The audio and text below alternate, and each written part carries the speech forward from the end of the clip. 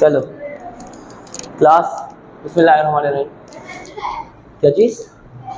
Message आया, आने दें यार, आ जाए। चलो बेटा बेटा हम लोग लास्ट क्लास के अंदर पढ़ रहे थे group trends of S block elements.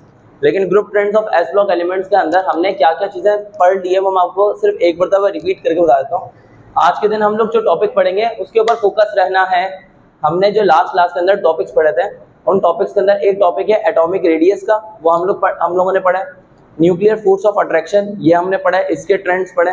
और इसके अलावा हमने आयोनाइजेशन पोटेंशियल पढ़ा है, आयोनिक रेडियस पढ़ा है, और हमने मेटालिक कैरेक्टर पढ़ा है। और एक और चीज़ पढ़ी हमने electron affinity, electropositivity metallic character था, ये भी हमने पढ़ लिया। अच्छा, आज के दिन हम लोग एक टॉपिक पढ़ा है, ये टॉपिक है शील्डिंग इफेक्ट। और इस टॉपिक का एक और नाम है, वो नाम है स्क्रीनिंग इफेक्ट। स्क्रीनिंग इफेक्ट ये टॉपिक क्या है ये समझने ज़रा आसान सा टॉपिक है, कोई मुश्किल टॉपिक नहीं है, 2 मिनट में आपको समझ में आ जाएगा। यहाँ पर ज़रा ध्यान से देखते हैं। सपोज कर लो एक न्यूक्लियस है और इस न्यूक्लियस के सराउंडिंग में जो शेल्स हैं उन शेल्स के अंदर इलेक्ट्रॉन रिवॉल्व कर रहा है। जैसे कि आपने यहाँ पर देखा, ये न्यूक्लियस है, न्यूक्लियस के अंदर यहाँ पर इलेक्ट्रॉन्स हैं, और उसके बाद यहाँ पर इस न्यूक्लियस के अंदर यहाँ पर इलेक्ट्रॉन्स हैं। और लेट से सपोज कर लो कि यहाँ पर इस न्यूक्लियस के सराउंडिंग में और इलेक्ट्रॉन्स हैं। ठीक है, लेट से हमने 5 इलेक्ट्रॉन्स बना दिया, रैंडमली बना दिए 5 इलेक्ट्रॉन वैलेंस शेल के अंदर। अब देखो मैं ये कहना चाह रहा हूँ कि यहाँ पर ये न्यूक्लियस की सराउंडिंग में जो इलेक्ट्रॉन्स हैं, तो सारे इलेक्ट्रॉन्स के ऊपर कौन सा चार्ज होता है? सारे इलेक्ट्रॉन्स के ऊपर कौन सा चार्ज होता है? Negative charge. सही है। क्या कर रहे हो बच्चे, क्या कर रहे हो? कौन पढ़ा रहा है तुम्हें? केमिस्ट्री मैं पढ़ा रहा हूँ। अल्लाह माफ करे, मैंने कभी नहीं कहा ऐसा इलेक्ट्रॉन पे पॉजिटिव चार्ज। तो बहरहाल मैं कह रहा हूँ कि यहाँ पर जितने भी इलेक्ट्रॉन्स हैं उन सारे इलेक्ट्रॉन्स के ऊपर कौन सा चार्ज है? नेगेटिव चार्ज है। जब इलेक्ट्रॉन्स के ऊपर नेगेटिव चार्ज होगा, सारे इलेक्ट्रॉन्स एक दूसरे को अट्रैक्ट करेंगे कि रिपेल करेंगे? अट्रैक्ट करेंगे कि रिपेल करेंगे? अट्रैक्ट करेंगे। ये कौन पढ़ा रहा है वाकई केमिस्ट्री? अबे बचपन से पढ़ाते आ रहे हैं तुम लोगों को कि सेम जो होते हैं लाइक वो एक दूसरे को रिपेल करते हैं और ऑपोजिट अट्रैक्ट करते हैं। ये बात तो बच्चे को ही पता है यार। मतलब क्या कर रहे हो? सारे इलेक्ट्रॉन्स के ऊपर कौन सा चार्ज है? नेगेटिव चार्ज है। मुझे ऐसा लग रहा है मैं क्लास 8 के क्लास 7 के बच्चों को पढ़ा रहा हूँ, शायद उनको बेहतर पता हो। तो बहरहाल तो सुनो वापसी आते हैं, अब मजाक से हट के बात करते हैं। मैं यहाँ पे बात कर रहा हूँ कि यहाँ पर इलेक्ट्रॉन्स है, सारे इलेक्ट्रॉन्स के ऊपर कौन सा चार्ज है? सारे इलेक्ट्रॉन्स के ऊपर नेगेटिव चार्ज है। सारे इलेक्ट्रॉन्स एक दूसरे को रिपेल करेंगे कि अट्रैक्ट करेंगे? रिपेल करेंगे। अब देखना होता क्या है यहाँ पे कि ये जो कोर इलेक्ट्रॉन्स है, ये कोर इलेक्ट्रॉन्स आपको पता है कौन से इलेक्ट्रॉन्स होते हैं? अंदर वाले शेल के जो इलेक्ट्रॉन्स होते हैं, यानी वैलेंस शेल के इलेक्ट्रॉन्स को छोड़ के जो अंदर वाले इलेक्ट्रॉन्स होते हैं वो सारे इलेक्ट्रॉन्स क्या कहलाते हैं? Core electrons. अब देखो यहाँ पर ये जो कोर इलेक्ट्रॉन्स है, कोर इलेक्ट्रॉन्स के दरमियान में और वैलेंस इलेक्ट्रॉन्स के दरमियान में क्या चीज होगी? फोर्स ऑफ रिपल्जन होगी। सही है। इसी तरह से यहाँ पर ये जो कोर इलेक्ट्रॉन्स और वैलेंस इलेक्ट्रॉन है इनके दरमियान में भी फोर्स ऑफ रिपल्जन होगी। समझ पा रहे हैं? यहाँ पर भी कोर इलेक्ट्रॉन्स और वैलेंस इलेक्ट्रॉन्स के दरमियान में क्या होगी? फोर्स ऑफ रिपल्जन होगी कि नहीं होगी? यहाँ पर भी कोर इलेक्ट्रॉन्स और वैलेंस इलेक्ट्रॉन के दरमियान में क्या होगी? फोर्स ऑफ रिपल्जन होगी। जब ये सारे एक दूसरे को रिपेल करेंगे तो होगा क्या कि जो अंदर वाले इलेक्ट्रॉन्स है वो न्यूक्लियस के और करीब चले जाएंगे। नहीं समझ आ रही मेरी बात? आओ भैया, आ जाओ। कौन मना कर सकता है आपको?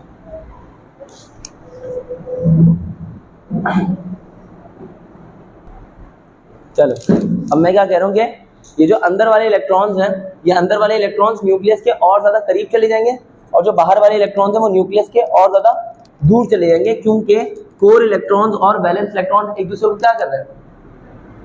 रिपेल कर रहे हैं। तो इसके नतीजे में होगा क्या, ये समझते हैं। न्यूक्लियस की सराउंडिंग में जो शेल्स थे, ये जो 2 शेल्स है ये न्यूक्लियस के करीब हो गए। ये जो 2 शेल्स है इनके इलेक्ट्रॉन्स जो है वो न्यूक्लियस के क्या हो गए? ज़्यादा करीब हो गए, क्योंकि न्यूक्लियस पे कौन सा चार्ज है? पॉजिटिव चार्ज है। और ये जो इलेक्ट्रॉन्स इनके ऊपर नेगेटिव चार्ज है। ये इलेक्ट्रॉन्स और इलेक्ट्रॉन्स, अंदर वाले इलेक्ट्रॉन्स और बाहर वाले इलेक्ट्रॉन्स एक दूसरे को रिपेल कर रहे थे। तो ये जो इलेक्ट्रॉन्स के ऊपर नेगेटिव चार्ज था, ये नेगेटिव चार्ज वाले अंदर वाले इलेक्ट्रॉन्स ये न्यूक्लियस के ज़्यादा करीब हो गए। सही है। यहाँ पर बना देता हूँ, ये इलेक्ट्रॉन्स न्यूक्लियस के ज़्यादा करीब हो गए, और जो बाहर वाले इलेक्ट्रॉन्स थे, जो वैलेंस शेल के इलेक्ट्रॉन्स थे, वो न्यूक्लियस के क्या हो गए? दूर हो गए। यहाँ पर क्या बोलूँगा, ये बाहर वाले इलेक्ट्रॉन्स थे 2, 3, 4 और 5, ये जो मैंने इलेक्ट्रॉन्स थे वो बना दिए। अब इनके दरमियान में गैप बड़ा हो जाएगा, कम हो जाएगा? इनके दरमियान में गैप बढ़ जाएगा। इनके दरमियान में जो पहले गैप था, अब वो फोर्स ऑफ रिपल्जन की वजह से गैप क्या हो जाएगा, बढ़ जाएगा। अब लेकिन ये जो अंदर वाले इलेक्ट्रॉन्स हैं ये न्यूक्लियस के क्या हो गए, करीब हो चुके हैं। ये अंदर वाले इलेक्ट्रॉन्स न्यूक्लियस के करीब हो गए, तो इन्होंने क्या किया, अंदर वाले इलेक्ट्रॉन्स ने न्यूक्लियस के गिर्द एक शील्ड बना लिया। क्या बना लिया, एक शील्ड बना लिया, और ये अंदर वाले इलेक्ट्रॉन्स अब इस न्यूक्लियस को प्रोटेक्ट करेंगे। तो ये वाला जो अफेक्ट है, ये इलेक्ट्रॉन्स, अंदर वाले इलेक्ट्रॉन्स जो न्यूक्लियस को प्रोटेक्ट कर रहे हैं, ये वाला अफेक्ट कहलाता है शील्डिंग अफेक्ट। ये बात समझ में आई कि नहीं आई, या ये चीज़ कहलाती है स्क्रीनिंग अफेक्ट। दोबारा समझाता हूँ, हमारे पास रैंडमली मैंने एक न्यूक्लियस ड्रॉ किया, और एक रैंडमली न्यूक्लियस ड्रॉ करने के बाद मैंने क्या किया, उस रैंडमली न्यूक्लियस ड्रॉ करने के बाद कुछ कोर इलेक्ट्रॉन्स बनाए और कुछ वैलेंस इलेक्ट्रॉन्स बनाए। फिर मैंने ये समझाया कि वैलेंस इलेक्ट्रॉन्स और कोर इलेक्ट्रॉन्स एक दूसरे को रिपेल करते हैं, जिसकी वजह से कोर इलेक्ट्रॉन्स में और वैलेंस इलेक्ट्रॉन्स के दरमियान में फोर्स ऑफ रिपल्जन की वजह से गैप्स क्या हो जाता है, बढ़ जाता है, जिसकी वजह से जो कोर इलेक्ट्रॉन्स होते हैं वो न्यूक्लियस के ज़्यादा करीब चले जाते हैं और वैलेंस इलेक्ट्रॉन्स न्यूक्लियस के दूर चले जाते हैं। और ये जो कोर इलेक्ट्रॉन्स हैं ये न्यूक्लियस के जब करीब चले जाते हैं तो न्यूक्लियस के इर्द गिर्द एक शील्ड सी बना लेते हैं, एक प्रोटेक्शन बना लेते हैं, और ये प्रोटेक्शन कहलाती है शील्डिंग अफेक्ट। जितने ज़्यादा इलेक्ट्रॉन्स होंगे न्यूक्लियस की सराउंडिंग में, उतना ज़्यादा ये शील्डिंग अफेक्ट क्या हो जाएगा, बढ़ जाएगा। जैसे कि यहाँ पर अभी फिलहाल कितने इलेक्ट्रॉन्स नजर आ रहे हैं न्यूक्लियस की सराउंडिंग में, 10 इलेक्ट्रॉन्स हैं, तो यहाँ पे ये शील्डिंग अफेक्ट बढ़ जाएगा। असल में इलेक्ट्रॉन्स की बात नहीं है, नंबर ऑफ शेल्स की बात है। तो यहाँ पे शेल्स कितने करीब है न्यूक्लियस के, 2 शेल्स करीब हैं। तो अगर ये 3 शेल्स होते हैं न्यूक्लियस के करीब, तो शील्डिंग अफेक्ट क्या हो जाता, बढ़ जाता, क्योंकि प्रोटेक्शन और बढ़ जाती। अगर न्यूक्लियस के इर्द गिर्द 4 शेल्स होते हैं तो यहाँ पर क्या हो जाती, प्रोटेक्शन और ज़्यादा बढ़ जाती, जिसकी वजह से हम लोग ये बोल सकते थे कि शील्डिंग अफेक्ट यहाँ पे क्या हो गया, और बढ़ गया। यहाँ तक क्लियर समझ आ रही है कि बात की नहीं समझ आ रही। अच्छा, अब कभी कभार पेपर में सवाल आता है जो कि आज तक कभी आया नहीं है लेकिन आ सकता है, और आपको कॉन्सेप्चुअली पता होना चाहिए कि एक होते हैं एस ब्लॉक एलिमेंट्स और एक होते हैं कौन से, एफ ब्लॉक एलिमेंट्स। जो एस ब्लॉक एलिमेंट्स होते हैं, एस ब्लॉक एलिमेंट्स का शील्डिंग अफेक्ट होता है ज़्यादा, और जो एफ ब्लॉक एलिमेंट्स होते हैं उनका शील्डिंग अफेक्ट या उनका स्क्रीनिंग अफेक्ट होता है कम। ये क्यों होता है ज़रा समझाने की कोशिश करता हूँ। सपोज कर लेते हैं कि आप अपना नाम बताना बेटा। हाँ, सारा। अब तो वो सपोज कर लो, सारा को ना, सारा जो है रास्ते से जा रही थी और सारा को एक लड़के ने छेड़ा, सही है। अब समझना, सारा को क्या किया, सारा को एक लड़के ने छेड़ा। सारा ने उस लड़के को बोला कि मुझे मत छेड़ो, मेरे 14 भाई है। मेरे क्या है, तो उस लड़के की फटी जाएगी पहले तो। वो लड़का बोलेगा 14 भाई है तो सारे 14 भाई पलट के मुझे मारेंगे। तो उस लड़के ने सारा से पूछा, सुनना जरा ध्यान से सुनना, उस लड़के ने सारा से पूछा कि तुम्हारे 14 भाई कहाँ हैं। तो सारा ने कहा एक भाई मेरा कनाडा में है, एक अमेरिका में है, एक इंग्लैंड में, एक इंडिया में, एक ऑस्ट्रेलिया में, एक, मतलब 14 के 14 भाई अलग अलग कंट्रीज में। तो अब एक बार बताओ, जो पहले लड़का डर गया था, क्या उसका हौसला वापसी खुल जाएगा? क्योंकि जो सारे भाई हैं वो अलग अलग कंट्रीज के अंदर हैं, क्या सारा को प्रोटेक्ट करने आ सकते हैं? वो सारा को प्रोटेक्ट करने नहीं आ सकते। लेकिन सपोज, हाँ ये बात बिल्कुल सही है, ऑब्वियसली हम कौन सा एक लिटरल मायनों में ले रहे हैं, हम समझने की कोशिश करें एक एग्जांपल को। इसी तरह से एक और बात करते हैं। सपोज कर लेते हैं कि सारा को वापसी उस लड़के ने छेड़ा, लेकिन अब सारा ने ये नहीं कहा मेरे 14 भाई हैं, सारा ने बोला कि मुझे मत छेड़ो, मेरे 2 भाई हैं। सारा ने क्या बोला, मेरे कितने हैं, 2 भाई हैं। तो लड़के ने बोला कहाँ है 2 भाई, और सारे के पीछे 2 भाई निकल के आ गए एकदम। अब लड़के को डर लगेगा कि क्या नाम है, लड़का जो है वो पहले की तरह चिल हो जाएगा। अब लड़के को डर लगेगा, क्योंकि अब 2 भाई ज्यादा खतरनाक है एज कम्पेयर टू 14 भाई।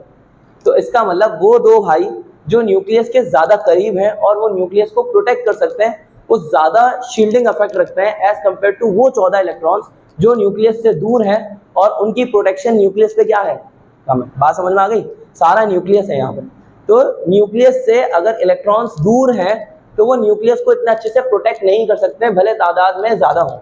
बात समझ में आ गई? और अगर न्यूक्लियस के करीब वाले 2 इलेक्ट्रॉन्स हैं तो उनका शील्डिंग इफेक्ट या उनका स्क्रीनिंग इफेक्ट ज्यादा होता है एज कम्पेयर टू वो सारे इलेक्ट्रॉन्स जो न्यूक्लियस से क्या है, दूर है। बात समझ में आ रही है मैं क्या कहना चाह रहा हूँ? तो सपोज कर लो कि यहाँ पर ये जो 2 इलेक्ट्रॉन्स है, ये वाले 2 इलेक्ट्रॉन्स न्यूक्लियस की सराउंडिंग में, ये वाले जो 2 इलेक्ट्रॉन्स है, समझना बेटा समझना, ये वाले 2 इलेक्ट्रॉन्स जो, ये 2 इलेक्ट्रॉन्स न्यूक्लियस के बहुत करीब हैं, तो इन दो इलेक्ट्रॉन्स का न्यूक्लियस पे शील्डिंग इफेक्ट ज्यादा है एज कंपेयर टू ये 8 इलेक्ट्रॉन्स जो न्यूक्लियस से थोड़ा दूर है। अगर एक और शेल बना देता हूँ तो उस शेल में भी सपोज कर लो कि कितने इलेक्ट्रॉन है, 8 इलेक्ट्रॉन है।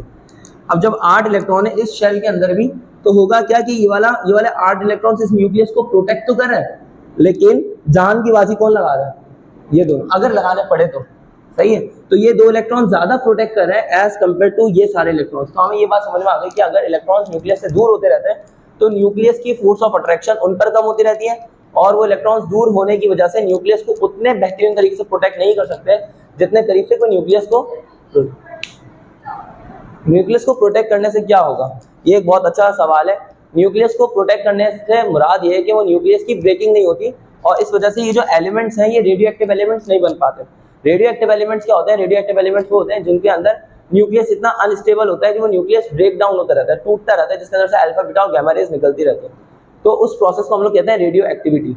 यहाँ पर ये जो न्यूक्लियस है ये अल्फा रेस की अगर इसके ऊपर बम्बार्डमेंट करें, या बीटा रेस की बम्बार्डमेंट करें, या गामा रेस की बम्बार्डमेंट करें, तो वो रेस इस न्यूक्लियस को जितना ज्यादा शील्डिंग इफेक्ट होगा उतना कम, जितना ज्यादा शील्डिंग इफेक्ट होगा उतना कम इफेक्ट कर पाएंगे, उतना मुश्किल से उसको ब्रेक कर पाएंगे। तो ये है न्यूक्लियस को क्या नाम है प्रोटेक्ट करने का मकसद या प्रोटेक्ट करने की वजह। कभी हमें ब्रेक करना भी होगा तो हम ब्रेक भी करेंगे, और अगर कभी नहीं भी ब्रेक करना होगा तो नहीं ब्रेक करेंगे, लेकिन मकसद ये है कि इसके पीछे कॉन्सेप्ट समझना। तो हमने शील्डिंग इफेक्ट का कॉन्सेप्ट समझना अभी, तो ये समझ में आया कि शील्डिंग इफेक्ट या स्क्रीनिंग इफेक्ट का कॉन्सेप्ट क्या होता है, क्लियर समझ में आया? किसी को कोई सवाल है? हाँ तो वही सारा आपके कितने भाई हैं, सही वाले भाई बता रहे 14 चलो अब यहाँ पर स्क्रीनिंग इफेक्ट की हम लोग बात करते हैं। जरा मुझे इसका ट्रेंड समझाओ। देखो अगर मैं बात करूँ ग्रुप वाइज इसके ट्रेंड की बात करूँ टॉप टू बॉटम, तो टॉप टू बॉटम पे क्या होगा, जरा मुझे एक बात बताओ बेटा। टॉप टू बॉटम में मुझे एक बात बताओ, यहाँ पर न्यूक्लियस और इसकी सराउंडिंग में क्या है, नंबर ऑफ शेल्स है। सोडियम है तो सोडियम के सराउंडिंग में कितने शेल्स होते हैं, सोडियम की सराउंडिंग में टोटल 3 शेल्स होते हैं। पहले शेल में कितने इलेक्ट्रॉन, 2 इलेक्ट्रॉन, और दूसरे शेल में कितने इलेक्ट्रॉन, 8 इलेक्ट्रॉन और 1 इलेक्ट्रॉन। अगर मैं लिथियम की बात करूं तो लिथियम के पास कितने इलेक्ट्रॉन होते हैं, 3, पहले शेल में 2 और दूसरे शेल में 1। इसी तरह से अगर मैं बात करूं किस चीज़ की, पोटेशियम की, तो पोटेशियम के पास टोटल कितने शेल्स होते हैं, पोटेशियम के पास 4 इलेक्ट्रॉन्स होते हैं।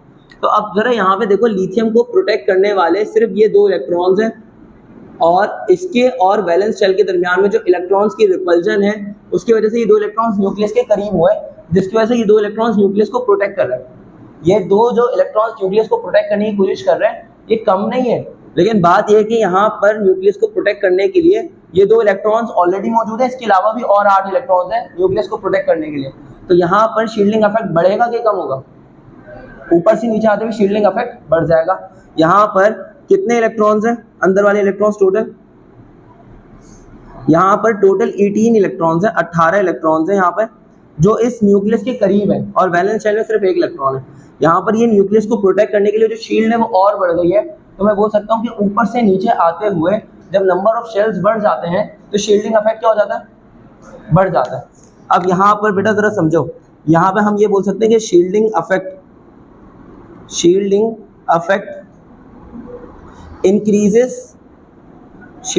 Increases down the group. ये बात कहना गलत तो नहीं है? अच्छा अब यहाँ पर एक और चीज़ की बात कर लेते हैं।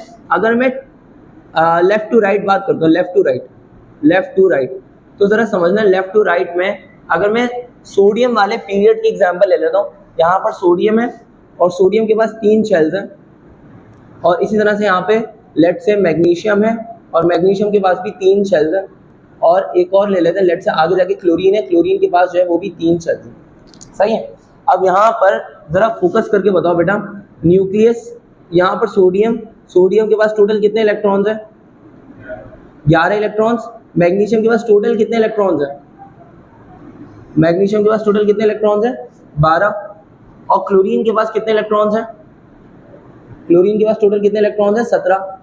लेकिन अब हम बात करेंगे उन इलेक्ट्रॉन्स की जो कि न्यूक्लियस को प्रोटेक्ट कर रहे हैं, वो इलेक्ट्रॉन्स जो न्यूक्लियस को क्या कर रहे हैं, प्रोटेक्ट कर रहे हैं। यहाँ पर हम समझते हैं, अच्छा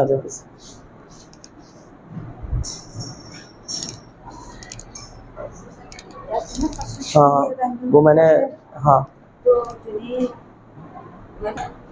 चलो अच्छा बेटा क्लास यहाँ पर फोकस रखो। यहाँ पे हम लोग बात करते हैं लेफ्ट टू राइट के। न्यूक्लियस को प्रोटेक्ट करने के लिए कितने इलेक्ट्रॉन्स हैं? यहाँ पर सोडियम के न्यूक्लियस को प्रोटेक्ट करने के लिए कितने इलेक्ट्रॉन्स हैं? प्रोटेक्ट करने के लिए 10 इलेक्ट्रॉन है। शेल कितने हैं? 2। यहाँ पर शेल कितने हैं? यहाँ पर भी शेल 2 हैं और प्रोटेक्ट करने के लिए 10 इलेक्ट्रॉन। यहाँ पर भी शेल कितने हैं? 2 और प्रोटेक्ट करने के लिए कितने इलेक्ट्रॉन?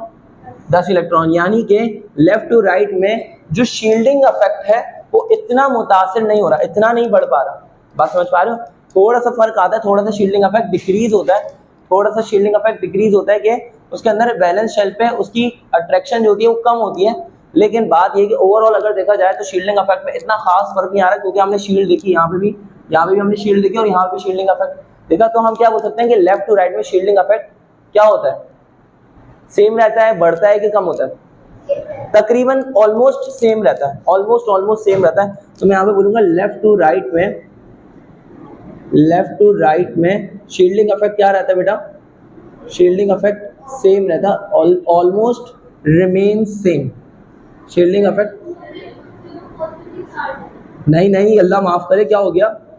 कोर इलेक्ट्रॉन्स कहाँ से पॉजिटिवली चार्ज है?